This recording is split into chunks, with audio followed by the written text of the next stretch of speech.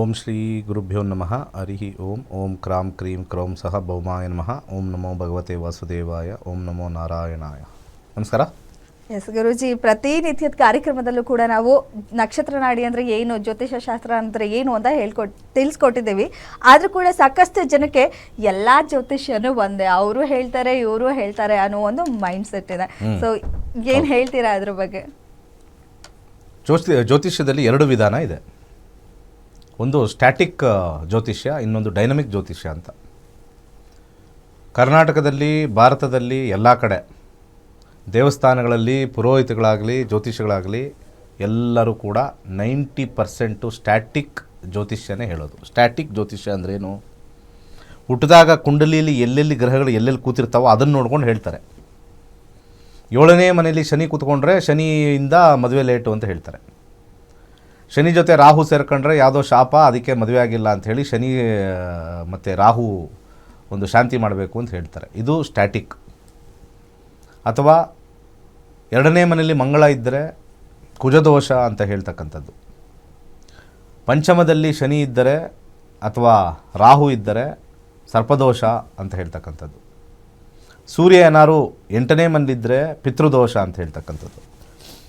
ಈ ಥರ ವಿಚಾರವನ್ನು ತಗೊಂಡ್ರೆ ಒಂದು ಸಿಂಪಲ್ ಲಾಜಿಕ್ ಕೊಡ್ತೀನಿ. ಇರೋದೇ 12ನೇ ಮನೆ, 12 ಮನೆ.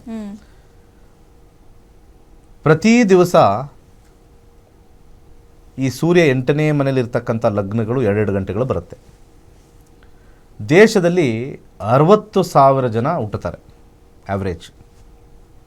60,000 ಜನಕ್ಕೂ ಕೂಡ ಪಿತೃದೋಷ ಅಂತ ಹೇಳ್ಬಿಡ್ತಾರೆ. ಪ್ರತಿ ದಿವಸ ಬರ್ತಾರೆ.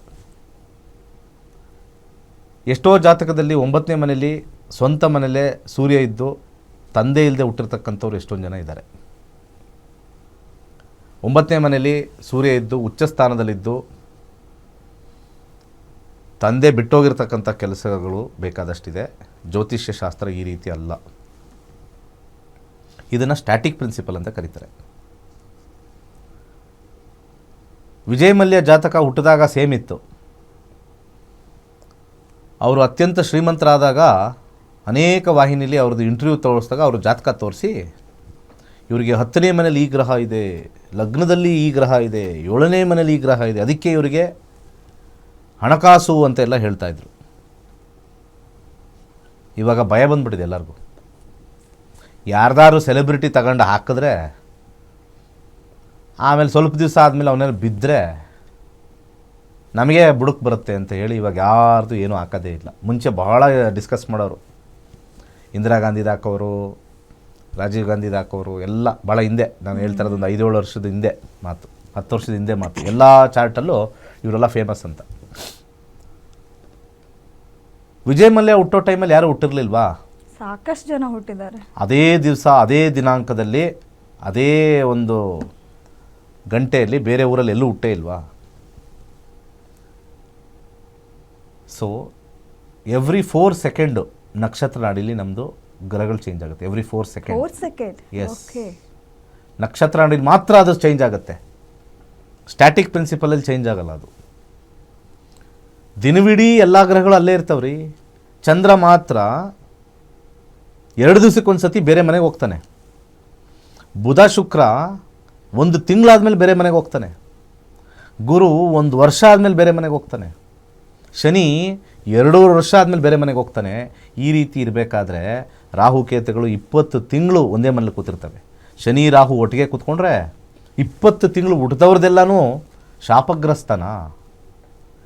ಈ ರೀತಿಯಾಗಿರ್ತಕ್ಕಂಥ ಜ್ಯೋತಿಷ್ಯನ ನೀವು ಯಾರ್ಯಾರು ಹೇಳ್ತಾರೆ ಎಲ್ಲರೂ ಕೇಳ್ತೀರಾ, ಲೈಕ್ ಕೊಡ್ತೀರಾ. ಅದು ನಂಬರ್ 1 ಕಚಡ ಜ್ಯೋತಿಷ್ಯ. ಶನಿ ರಾಹು ಒಟ್ಟಿಗೆ ಇರ್ತಾನಲ್ಲೇ. ಯಾಕಂದರೆ ಒಂದು ರಾಶಿಯಲ್ಲಿ, ಯಾಕಂದರೆ ಎಲ್ಲರಿಗೂ ಗೊತ್ತು ಶನಿ 2 ವರ್ಷ ತೊಗೊಳ್ತಾನೆ ಅಂತ ಮೂವ್ ಆಗೋಕ್ಕೆ ಇನ್ನೊಂದು ರಾಶಿ ಅಲ್ಲೇ ಇರ್ತಾನೆ. ರಾಹುನೂ ಸೇರ್ಕೊಂಡಿದ್ದಾನೆ ಅಂದ್ಕೊಳ್ಳಿ, ಶನಿ ರಾಹು ಒಟ್ಟಿಗೆ ಇದ್ದಾನೆ ಅಂದ್ಕೊಳ್ಳಿ. ಆವಾಗ ಶನಿ ರಾಹು ಒಟ್ಟಿಗೆ ಇದ್ದರೆ ಯಾವ ರೀತಿ ಈ ಥರ ಹೇಳ್ತೀರ ನೀವು? ಹೇಳೋರಿಗೆ ದೋಷ ಕಟ್ಕೊಳ್ತೀರಾ. ದಶಾಭುಕ್ತಿಲಿ ಮಾತ್ರನೇ ಇಂಪಾರ್ಟೆಂಟ್ ಅಂತ ಯಾರ ಬಾಯಲ್ಲಿ ಬರಲ್ವೋ ಅವರಿಗೆ ಆ ಗ್ರಹಗಳ ಶಾಪವೇ ಅವ್ರಿಗೆ ಕಾಡುತ್ತೆ. ಇದು ಮೊದಲನೇದು.